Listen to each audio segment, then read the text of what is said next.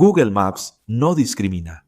Captura todo tipo de bien y mal desde el espacio y desde la carretera. Siempre estamos siendo observados. Caso 1. Este caso ocurre en España en el año 2023. Jorge Luis Pérez Ochandarina era un ciudadano cubano de 34 años que emigró a España en enero de 2023, aunque no se mudó solo, ya que lo acompañaba su prima Sara Gotzer. Cuando llegó, se estableció en Soria y volvió a conectar con un viejo conocido cubano. Se trataba de una mujer y su interés era de naturaleza romántica. Era conocida en el pueblo como Alicia, pero puede que alguna vez se haya llamado Susana. Alicia vivía en un pueblo cercano llamado Tohueco, justo cerca de Soria. El pueblo es muy pequeño, con aproximadamente 56 habitantes. Uno de los otros 55 habitantes era Manuel Isa, un español de 48 años. Para los locales, él era conocido como el Lobo de Toeco, que en inglés significa el Lobo de Tohueco. Alicia y Manuel habían estado casados alguna vez y todavía compartían una casa también. Por lo que se dice, Manuel era respetado por sus vecinos y todos conocían a la pareja. Y Manuel ni siquiera parecía estar muy molesto por el interés de Jorge en su exesposa Alicia. Manuel y Alicia eran dueños y manejaban juntos un puesto de comida. Jorge a veces ayudaba. De hecho, la última vez que se vio a Jorge con vida fue en su puesto a mediados de noviembre de 2023.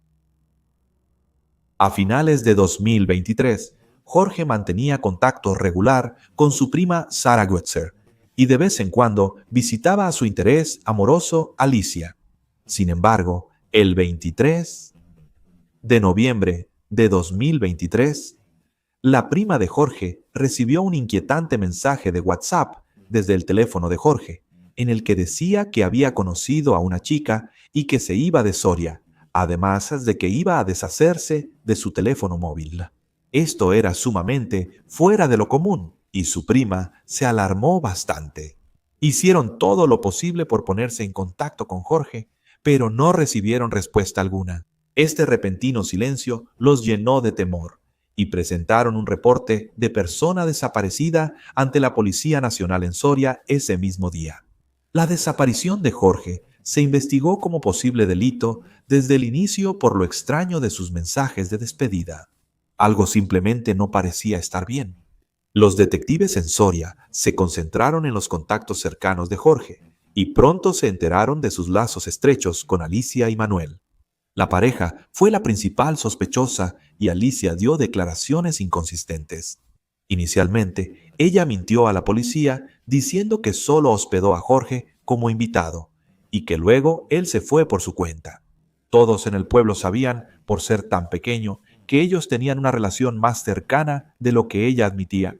Sabían que estaban involucrados románticamente de alguna manera.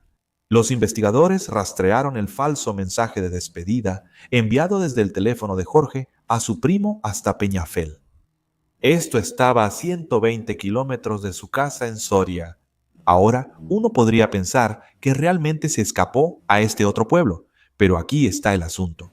La policía también descubrió que ese mismo día los teléfonos móviles de Alicia y Manuel se conectaron a torres celulares en ese mismo pueblo. ¿Qué hacían a 120 kilómetros de su casa? Para la policía, esto indicaba que Alicia y Manuel salieron del pueblo con el teléfono de Jorge para enviar los mensajes, intentando crear una historia de que Jorge se escapó con una nueva mujer. La policía no tenía pruebas, pero seguía convencida de que Manuel y Alicia estaban involucrados en la desaparición de Jorge. Para reunir pruebas, comenzaron a intervenir los teléfonos de la pareja. Casi pasó un año antes de que ocurriera algo muy intrigante. En el tranquilo pueblo de Tohueco, un auto de Google Street View pasó por ahí por primera vez en 15 años. Lanzado en octubre de 2024, capturó una escena escalofriante en la calle norte del pueblo. Un hombre estaba inclinado sobre la cajuela abierta de su auto rojo, cargando un bulto envuelto en plástico blanco que se parecía mucho a un cuerpo humano. La figura en la imagen era un hombre calvo, con chaqueta azul y botas. Era el Lobo de Toeco, por supuesto, también conocido como Manuel. Sorprendentemente, Otro cuadro de la calle, desde otro ángulo, mostraba una figura borrosa de ropa oscura empujando un gran bulto blanco en una carretilla, lo cual debió haberse tomado antes de que el paquete fuera colocado en la cajuela. La policía mencionó después que estaban muy conscientes de estas fotografías, pero que no eran piezas clave de información que ayudaran a construir el caso. Según ellos, ya estaban acorralando a la pareja. Sin embargo, poco después de la publicación de estas imágenes, el 12 de noviembre, el auto de Manuel fue registrado. Pero no solo eso, también se registró la casa de Manuel y Alicia. Durante esto, la policía descubrió otras pruebas incriminatorias. Encontraron pertenencias personales de Jorge, rastros de sangre y restos biológicos vinculados a Jorge, lo que implica que Jorge fue desmembrado. Estos hallazgos y las versiones contradictorias de la pareja llevaron a las autoridades a actuar de inmediato. Simultáneamente, los oficiales arrestaron a Manuel y Alicia y, sin dudarlo, un juez ordenó que ambos fueran puestos en prisión preventiva sin derecho a fianza bajo sospecha de homicidio. Sin embargo, los investigadores aún buscaban el cuerpo de Jorge. Basándose en los registros telefónicos y otras pistas, la policía se centró en un cementerio remoto a 10 kilómetros de Tohueco. Y ahí, el 11 de diciembre de 2024, bajo tierra recién removida, hicieron el macabro descubrimiento: el torso desmembrado de un cuerpo humano en un avanzado estado de descomposición. No había brazos, ni piernas, ni cabeza. Estas partes habían sido cortadas y hasta el día de hoy siguen desaparecidas. Las pruebas forenses en este torso confirmaron lo peor. Este era el cuerpo de Jorge. Esto finalmente proporcionó pruebas concretas de que Jorge había sido asesinado y que el mensaje de texto probablemente fue falsificado. Los investigadores indicaron que la causa de muerte no está confirmada, esperando los hallazgos de la cabeza u otras partes vitales. Los restos recuperados y los detalles de la escena del crimen sugieren un asesinato horrible, seguido de un desmembramiento espantoso a principios de noviembre de 2023. Un vecino admitió que vio la foto del baúl en línea, pero nunca imaginó que pudiera ser un cadáver. Manuel no tenía idea de que las cámaras de Google lo habían captado literalmente con las manos en la masa. El caso aún no se ha concluido y la carrera por encontrar la cabeza de Jorge todavía continúa. Caso 2. Este caso ocurre en Irlanda en el año 2023.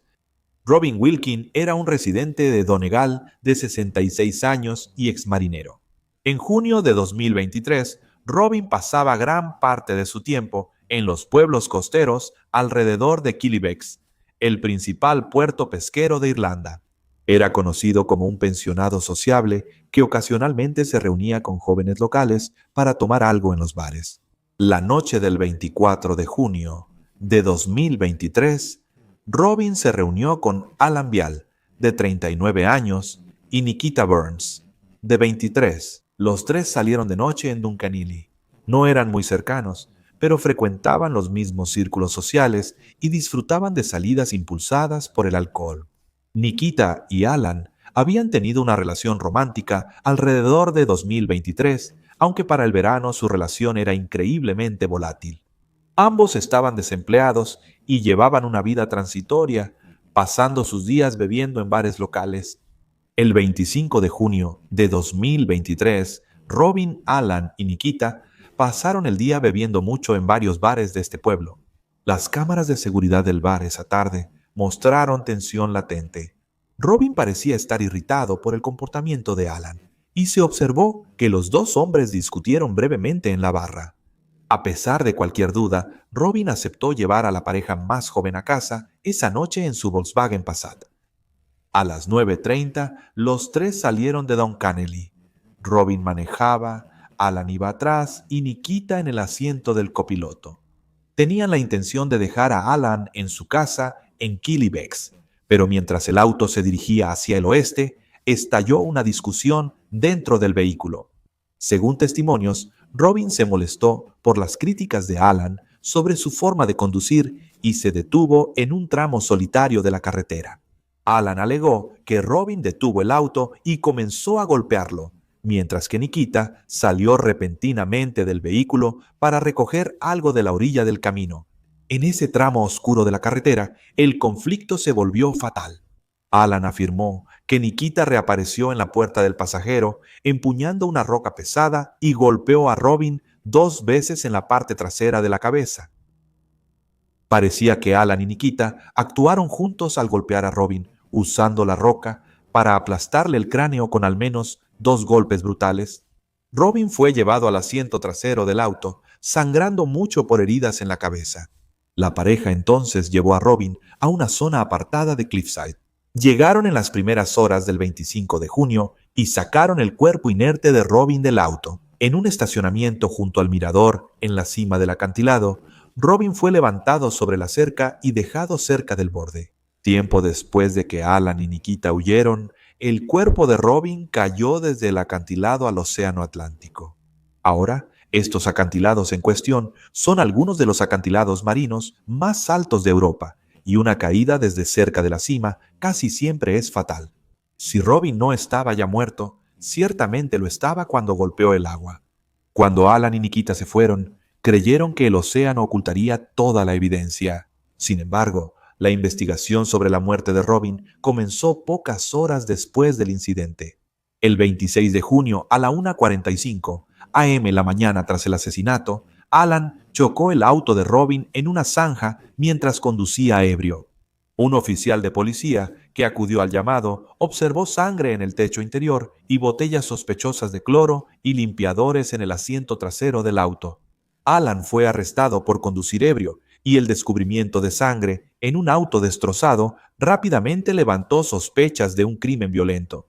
Mientras tanto, Nikita había sufrido heridas leves por el accidente y fue llevada al hospital, aunque más tarde fue dada de alta. Al final del día, Nikita fue directamente del hospital a la casa de su amiga.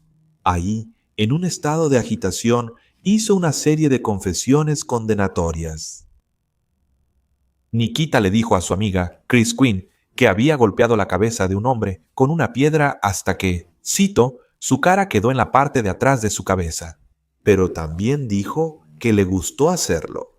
Otros conocidos también recibieron una llamada de Nikita, quien se jactaba del asesinato y decía que el cuerpo nunca sería hallado. Alarmada por lo que decía, su amiga grabó en secreto la llamada telefónica y notificó a la policía. Para el 27 de junio de 2023, los detectives ya habían vinculado el auto con sangre a la desaparición de Robin y a Alan y Nikita. El 3 de junio de 2020, en 2023, la Guardia Costera Irlandesa halló el cuerpo descompuesto de Robin flotando al pie de los acantilados. Una autopsia mostró varias fracturas en el cráneo. Un patólogo indicó que el daño en el cráneo coincidía totalmente con golpes de un objeto contundente, no con la caída del acantilado. Con esto, Alan y Nikita fueron arrestados y ambos se culparon mutuamente. Un equipo de investigadores peinó el acantilado después de que se recuperó el cuerpo de Robin. Y ahí encontraron una roca de cuarcita ensangrentada cerca de la plataforma de observación, cubierta con sangre y cabello de Robin. Los investigadores sospechaban que esta roca era el arma homicida, pero su presencia en el acantilado era peculiar. Se consultó a geólogos y se les pidió determinar de dónde provenía esta roca, para entender la secuencia de eventos que la policía creía que había ocurrido. Los expertos concluyeron que la roca no coincidía con la geología local, por lo que provenía de otro lugar. Sabiendo la ruta probable del pueblo al acantilado, la geóloga doctora Sofía O'Connor inspeccionó una pared de piedra y halló un hueco sospechoso. Después confirmó eso con imágenes históricas de Google Maps. En 2021, una roca con la misma forma que el arma homicida estaba presente en esa pared, pero para 2023 ya no estaba. Esto sugería que la pareja había sacado la roca de la pared y la había llevado como arma. Alan y Nikita fueron acusados de asesinato y el juicio inició en 2025. La pareja fue declarada culpable y sentenciada a cadena perpetua. Y finalmente tenemos el caso 3. Este caso tuvo lugar en España en el año 2021. Giacchino Gamino nació en Sicilia y creció bajo la sombra del poder de la Cosa Nostra. Este era un clan mafioso. Para cuando tenía veintitantos años, ya se había unido a Stida, un clan de la mafia que estaba enfrascado en una lucha violenta contra la Cosa Nostra. A fines de los 80 se reportó su participación en asesinatos durante la lucha del clan por el control criminal. Fue arrestado por primera vez en 1984 como parte de una redada encabezada por el famoso juez antimafia Giovanni Falcone. Aunque estuvo poco en la cárcel, siguió con actividades mafiosas y se volvió jefe criminal de su clan. El crimen más famoso de Giacchino fue asesinar por error de identidad a un inocente en 1984, un asesinato que ordenó bajo la falsa creencia de que la víctima era un mafioso rival. Por este crimen recibió cadena perpetua. Sin embargo, durante su encarcelamiento, un equipo de televisión estaba filmando un nuevo programa dentro de la prisión. Esto se llamaba ICS. El 26 de junio de 2002, durante el caos de la filmación y aprovechando una distracción en el escenario, él se escabulló entre una multitud de extras y desapareció en las calles de Roma. Esto fue muy vergonzoso para la prisión. Se emitió una orden de arresto europea y en 2014 incluso fue incluido en la lista de los 100 criminales más buscados de Italia. Después de su audaz fuga en 2002, Giacchino huyó a España y borró meticulosamente los lazos con su vida anterior. Adoptó el alias de Manuel y finalmente se estableció en Galápaga, un pequeño pueblo en las afueras de Madrid. Fue en este pueblo donde se casó, mantuvo un perfil bajo y comenzó una nueva carrera en el negocio de la comida. Giacchino abrió una tienda de frutas y verduras llamada El Huerto de Manu, que se traduce como El Jardín de Manu, junto con un pequeño restaurante llamado La Cocina de Manu. Claro, Manu es diminutivo de Manuel. Para 2020, los detectives antimafia italianos habían reunido indicios de que Giacchino probablemente se estaba escondiendo en algún lugar de España. Un grupo especial dedicado pasó 2 años investigando en Leeds sobre su posible paradero. En 2021, al revisar información de código abierto sobre posibles escondites, la policía italiana hizo un sorprendente hallazgo en Google Maps. En Google Street View encontraron una imagen de 2 hombres conversando afuera de una tienda de abarrotes llamada El Hurto de Manu. Uno de estos hombres se parecía a una versión más robusta y mayor del hombre que estaban buscando, quien para entonces tenía 61 años. Los detectives compararon al hombre hallado en Google Maps con fotos de Giacchino y notaron similitudes, como una cicatriz facial visible incluso en la imagen borrosa. La policía consiguió de forma encubierta más pruebas sobre la identidad real de Manu. Encontraron un perfil archivado en redes sociales de su restaurante, que mostraba una fotografía clara de él vestido de chef. En esa foto, su cicatriz en la barbilla era inconfundible. Con la prueba en mano, las autoridades italianas se coordinaron con la policía española y juntos organizaron una misión encubierta. El 17 de diciembre de 2021, los agentes arrestaron a Giacchino en su vecindario mientras hacía las compras. Giacchino estaba atónito de que sus décadas de anonimato, cuidadosamente mantenido, se hubieran desmoronado. Le preguntó a la policía: ¿cómo me encontraron? Ni siquiera he llamado a mi familia en 10 años. La captura se anunció en enero de 2022 tras la confirmación de los fiscales italianos sobre el éxito de la búsqueda. El fiscal principal atribuyó a la tecnología moderna el haber ayudado a resolver el caso, señalando que Google Maps efectivamente ayudó a los investigadores a localizar su escondite. En febrero de 2022 fue extraditado a Italia y escoltado hasta Roma. Luego fue procesado por la policía fronteriza y llevado a una prisión de máxima seguridad. De regreso en Italia, volvió a cumplir su cadena perpetua y es probable que ahí permanezca. A lo largo de 3 países en 2 décadas, 3 historias muy diferentes convergieron en el mismo testigo improbable: un satélite y una cámara en un auto. Lo que comenzó como una herramienta de navegación se ha convertido en un testigo valioso en muchos crímenes, y nunca sabes qué crímenes se descubrirán después.